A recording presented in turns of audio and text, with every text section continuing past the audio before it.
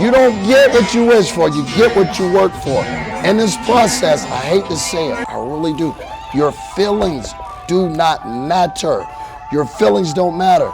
Only thing that matters is the work that you do. All right, your reward is directly tied to the amount of time, energy, and hustle that you put towards your goal. Your good faith, your good ideas, your positive thinking alone without action will not get you there.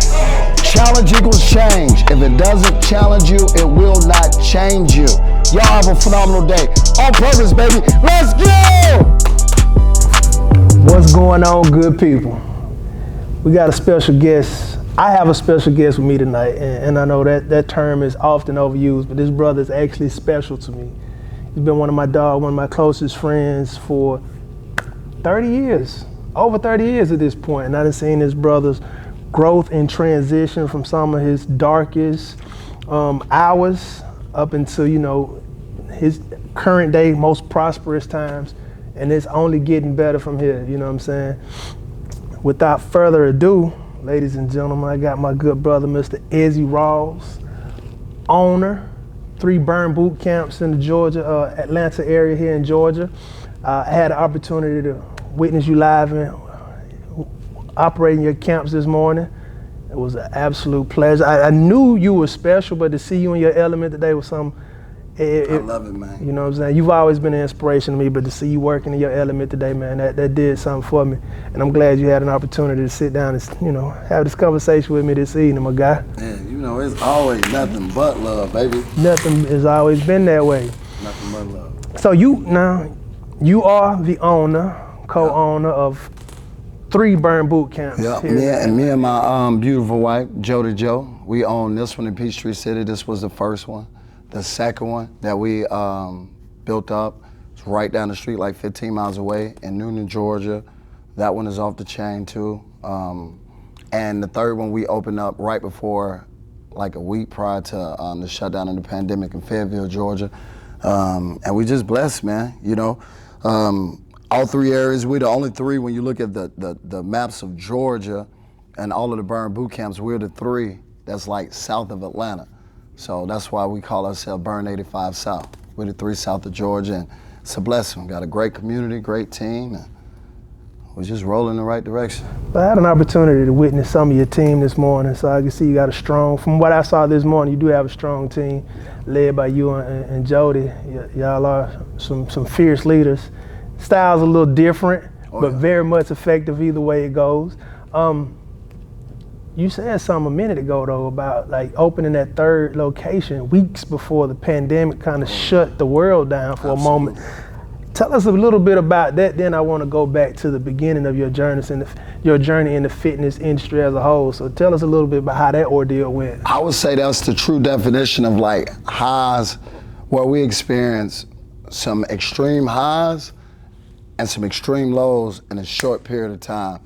And then you learn, in those moments how resilient you are. So my birthday was March 6th. I think we opened up very shortly. I was very excited to be able to open the 3rd location, at my 36th birthday, especially through all, I went through, of course, me and wifey. And man, that thing was bumping. We benefited a lot from, they call it power of proximity. Because we had been here established for so long at that point, and then we had Noonan. You have people in Peachtree City and the Fayetteville area that have experienced the product. Also people in Fayetteville that have experienced it, but the drive was probably a little bit too far or just not convenient for them. So they were very excited for us to come there. And man, it was one of the fastest growing gym in our portfolio. We was about to put together some real records when it comes to what we were about to close. We were shooting for closing with 300 members, and that wasn't like a foreign idea. Like that was real. We going into week 3 of our promo, and boom, the shutdown happened. I didn't even know what a pandemic was. I didn't know anything about no coronavirus. I didn't know about anything, and like that, everything came to a halt. And of course, because of what it was and the fear, nobody really knew anything about it. People were canceling, but I just want to give you. I'm just grateful for God and His ability to sustain you. You know what I'm saying? And sustain the people around us, our teams. Like, you gotta understand, not only were they like clients and members, but they have families. Some of these people transformed their whole life, left their jobs. Some people worked 2 jobs to prepare for that opportunity. Then they got 3 weeks in that opportunity and it shut down.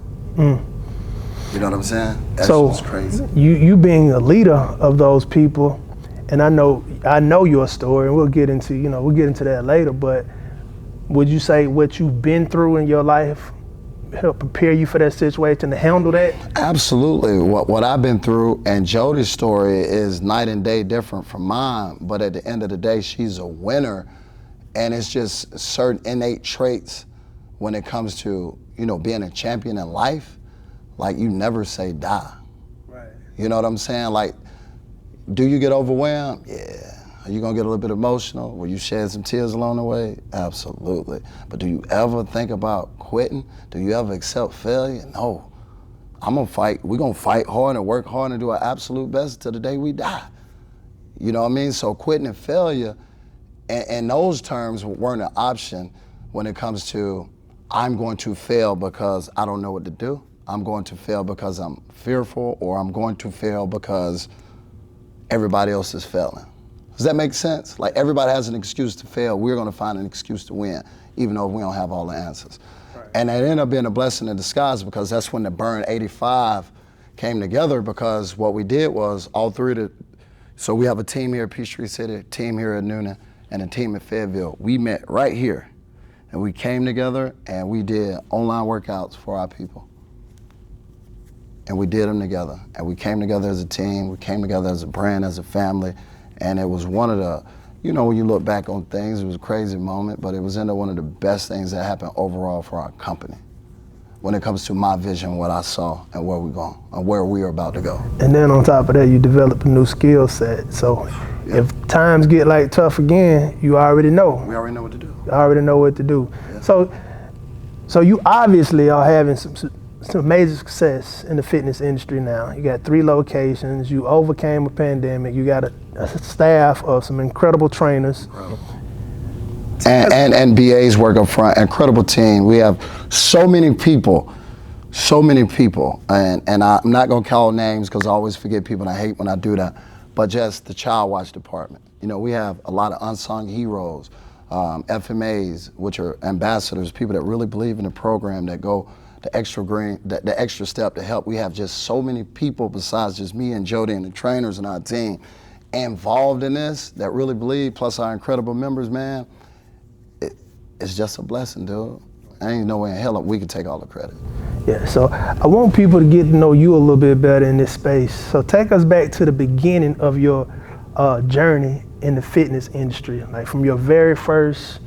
You've always been fit. I've known you since you was 9 years old, and I swear, in my eyes, you've looked the same way since you were 9 years old. I know that's impossible, but you've always been a little short, little stocky, rock-like figure, running fast and hurting things.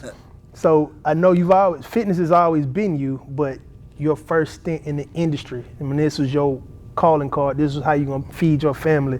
Take us back to your beginning and tell us some of your ebbs and flows to get from there to where you are now. And then I also wanna know where you see yourself going in the near future with this. Real quick, make a long story short, how it happened was actually in a work release. So work release, you have 30 days to find a job. If you don't find a job, they're gonna send you back to the yard, to prison, to give somebody else an opportunity. So I had to take what I can get, 30 days. So I started off at Subway, fixing subs.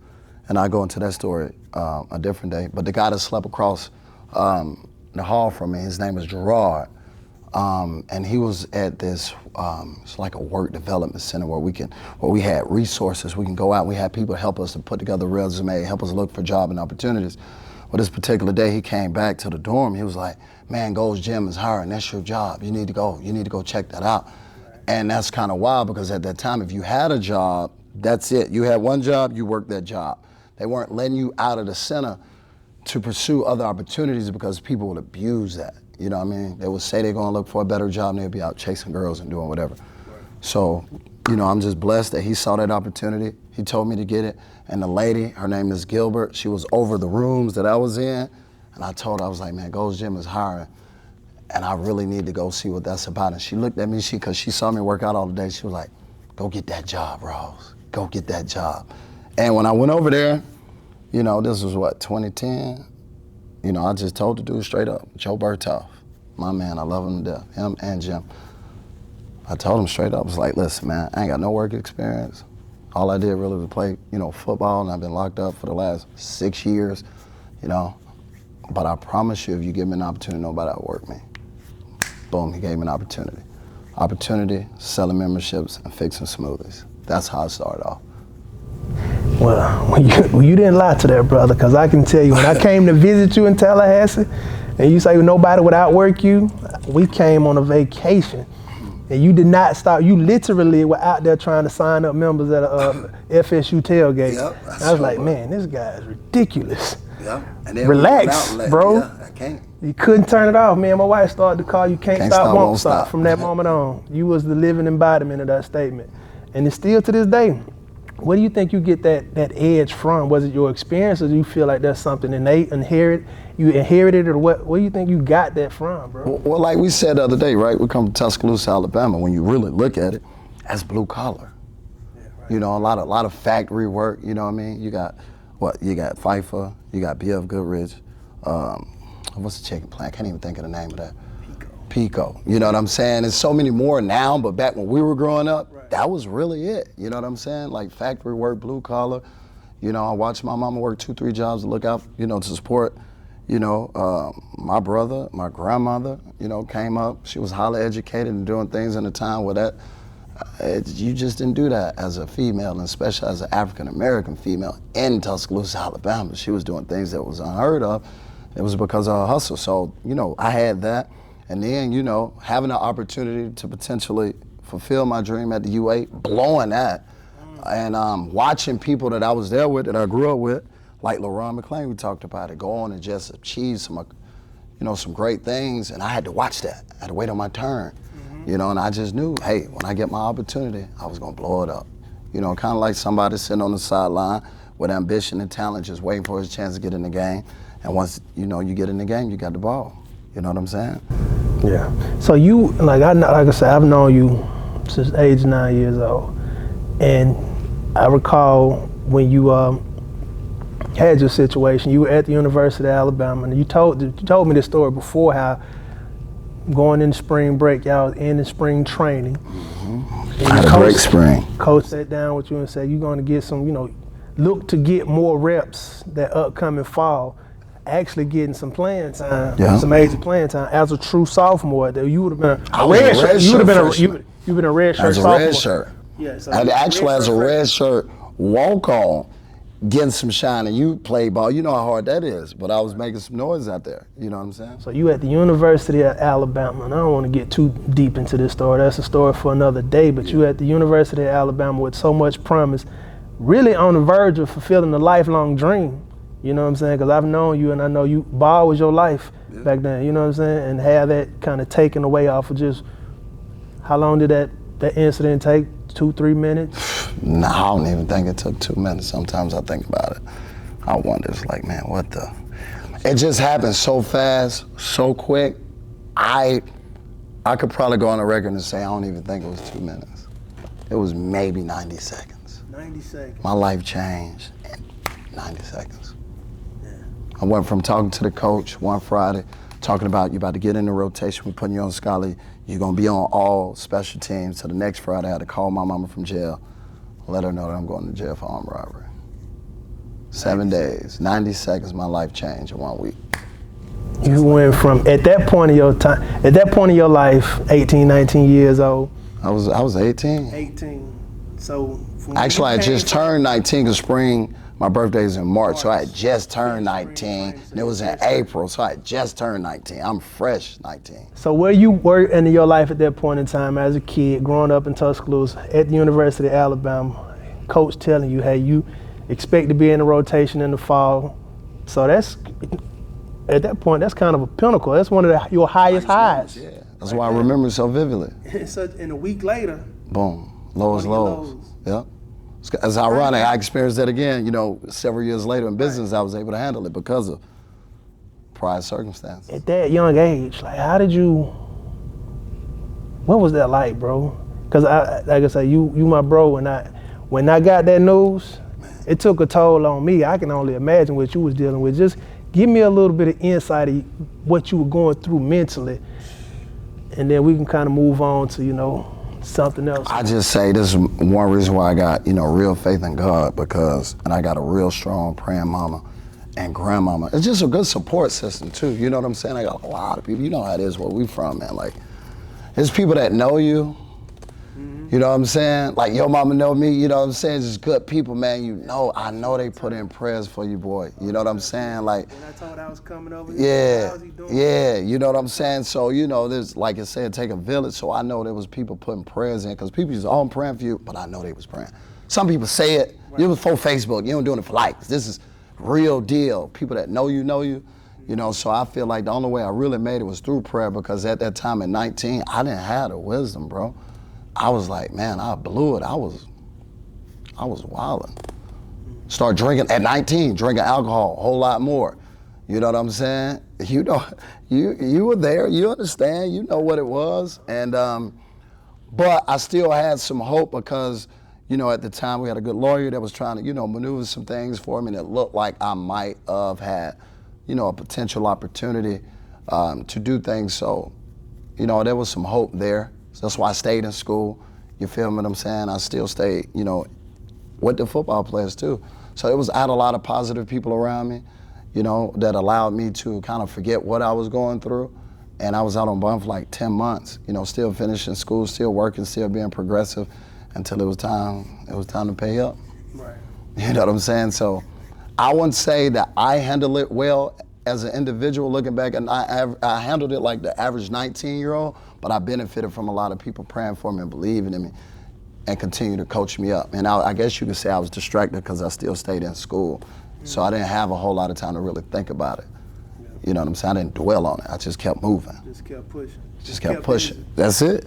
Kept pushing forward. Didn't know how it was gonna play out, but hey, if there was an opportunity, I was gonna be ready. Grades was gonna be straight. You know what I mean? I stayed working out. I used to work out with Zoe. Y'all remember Zoe?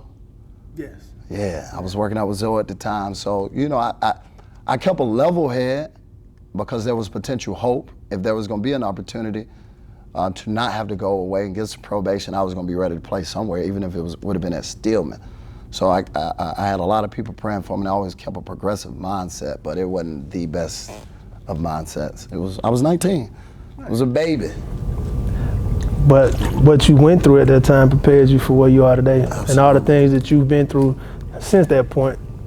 So, you know, there's no wasted opportunities there, you know, no losses taken, just lessons learned.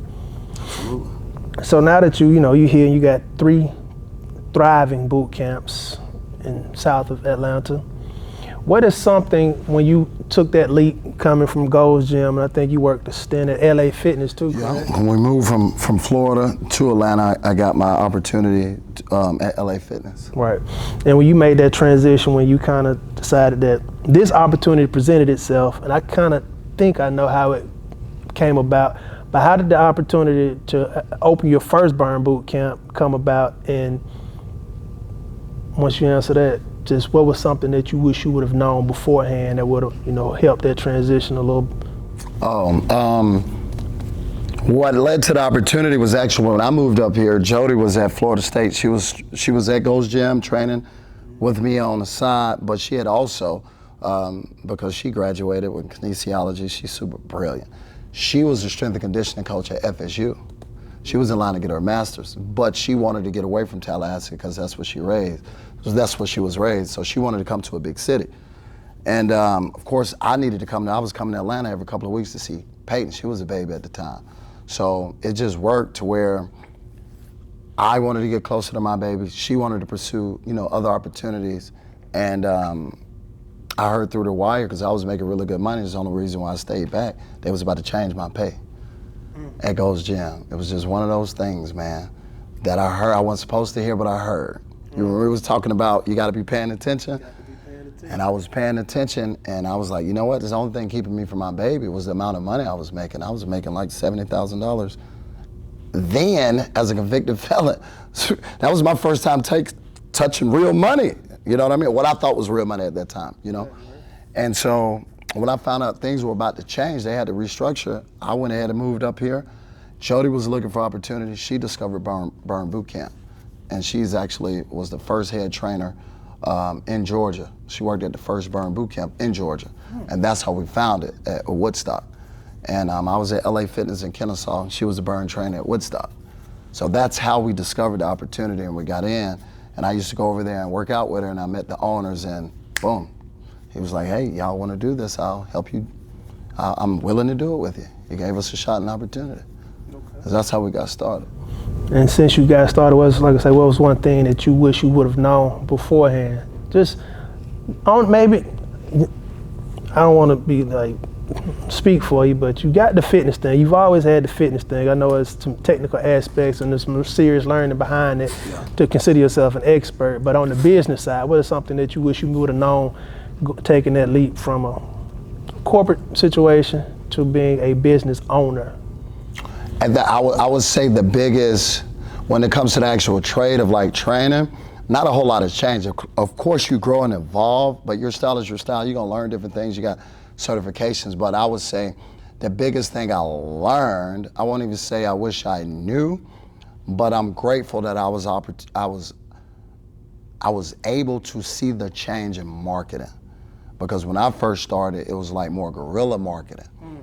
And it's still, this still works. You still want to go out in your community, introduce yourself. You want to know everybody, and when you give them business cards and put flyers on cars, and that was more like what we did. We would go pass out like, at Walmart, we would go pass out like 100 flyers, and we did it so much, you knew if you passed out 100 flyers, like one was gonna come in, maybe two, on top of telemarketing.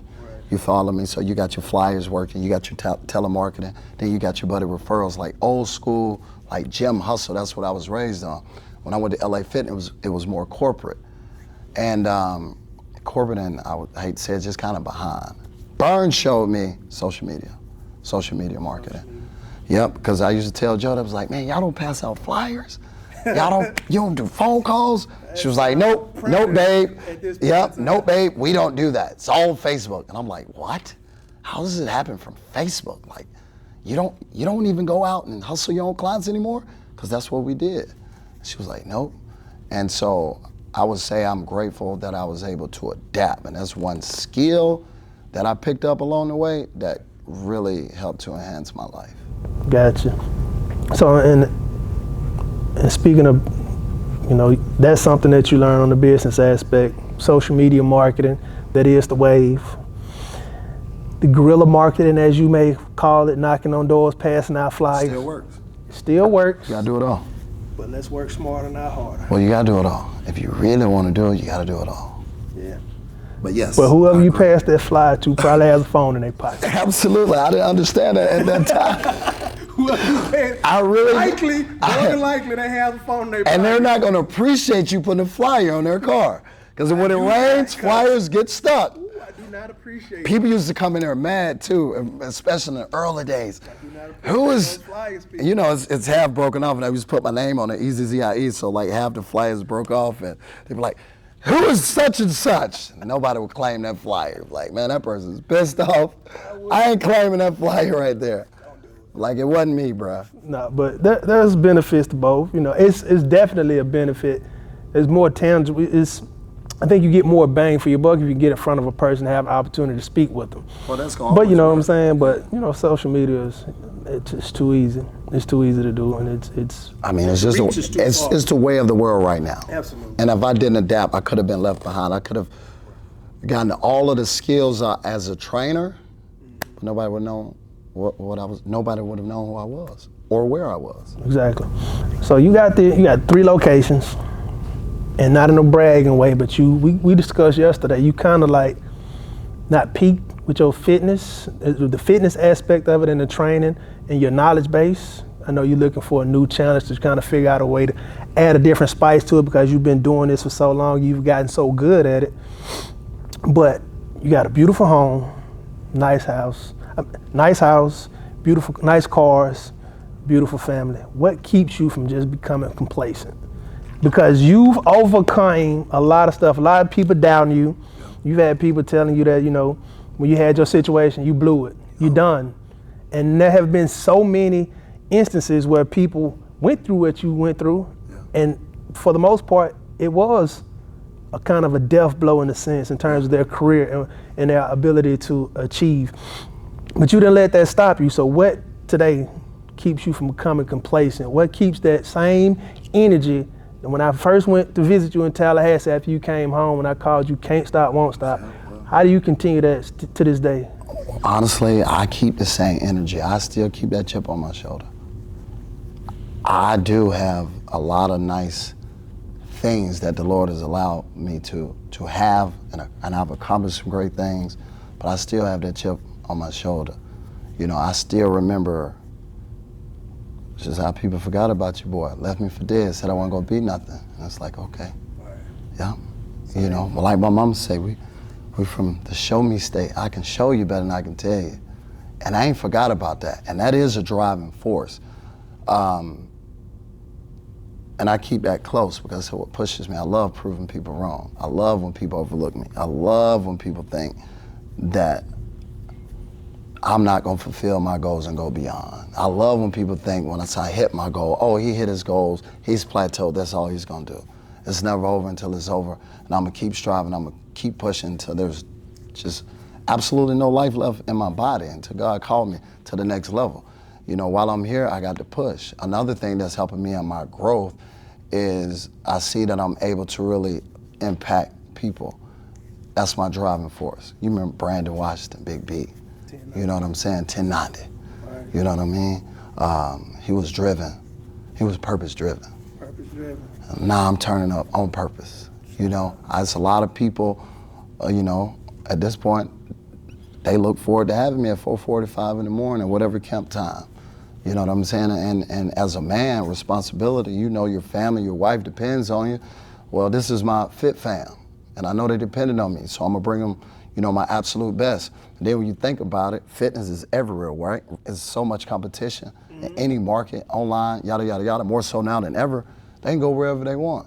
So I appreciate them allowing us an opportunity to transform their health and fitness or to have an impact in their life or their kids' life. So I'm gonna go hard for that.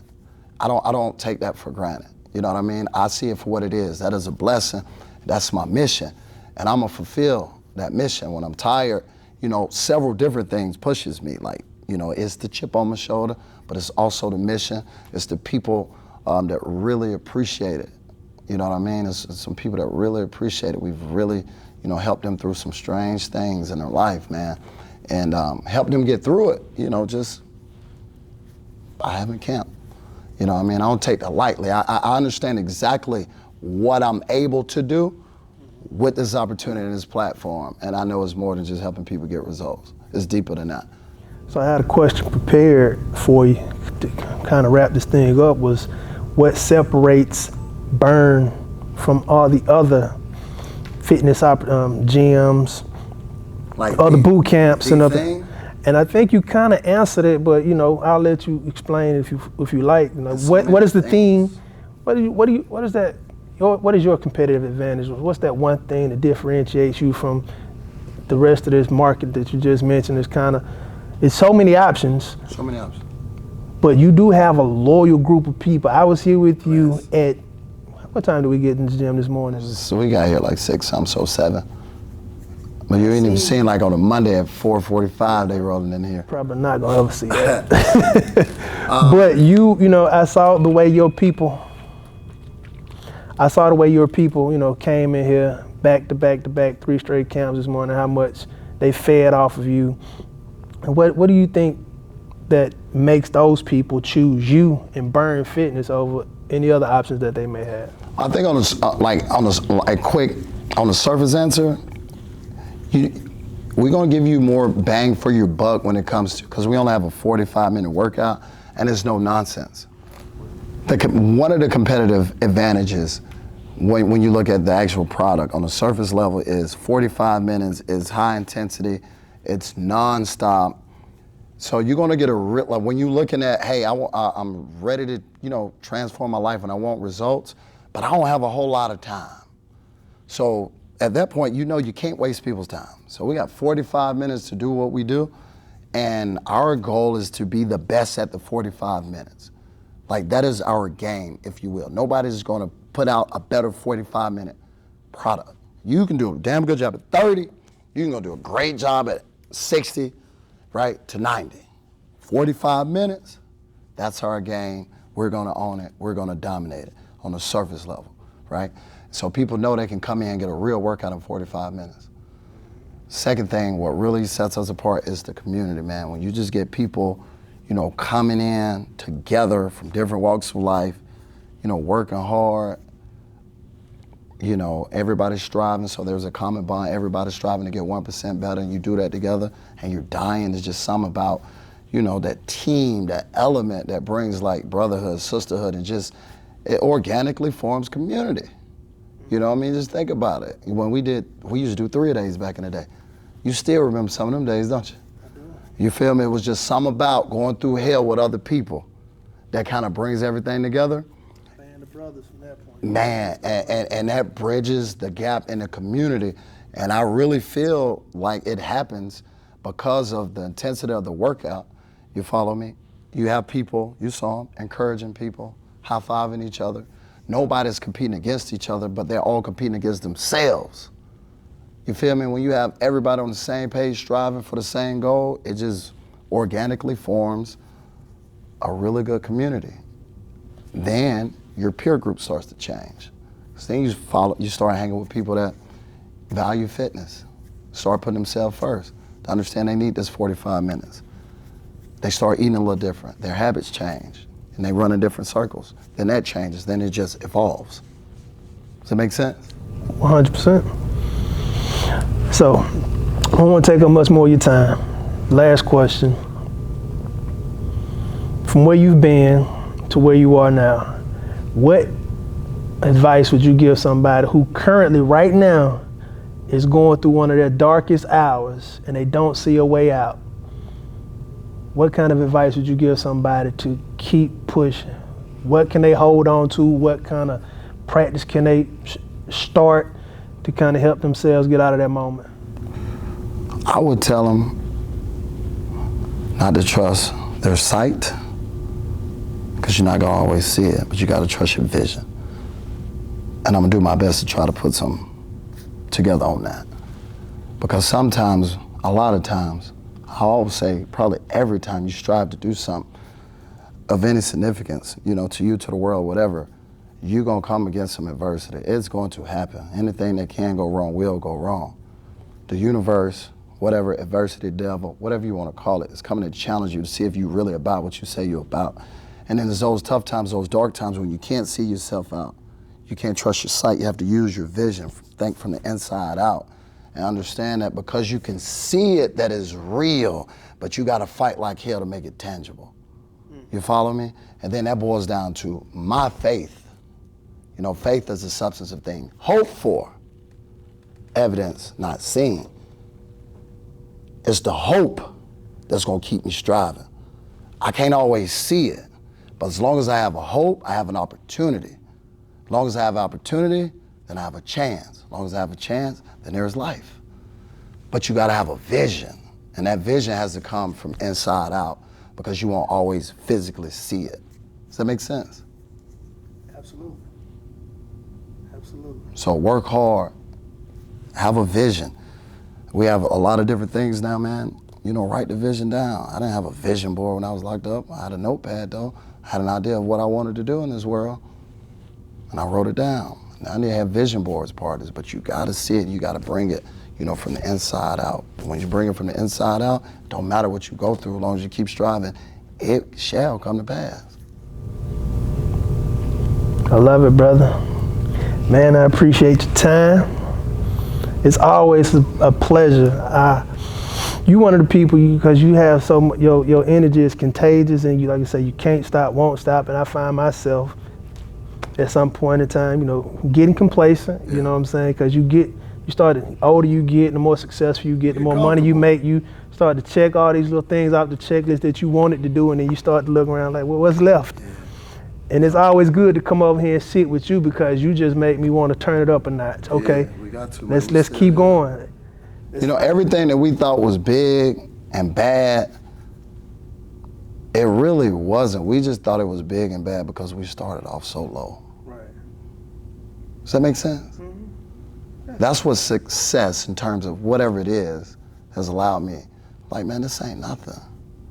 I've been thinking small the whole time. I was thinking big. I've been thinking small. Yeah, but one reason why we're thinking small though is because we started off so low, so far behind. Exposure. When you think about what we saw, Yeah. right? You weren't exposed It's hard to to be that. something you can't see. Exactly. We always talk about that. Representation matters. Man. Seeing people that look like you think, who come from where you come from, achieving these things is So why you- you are so important. Yeah, so you think a home is it? Yeah. Because some people had a trailer. Right. So they think in terms of, man, if I just get a house. Right. It's like, no, bro, you can get 5 houses. You can go from a trailer and go get 5 houses if you really wanted to. You don't have to limit yourself to the one house, but you started so low that affect your vision. You understand what I'm saying? Exactly. And so that's what I learned, is no matter what I accomplish, like check myself and like, you know what? Yeah, this is cool, I'm grateful, but I ain't done.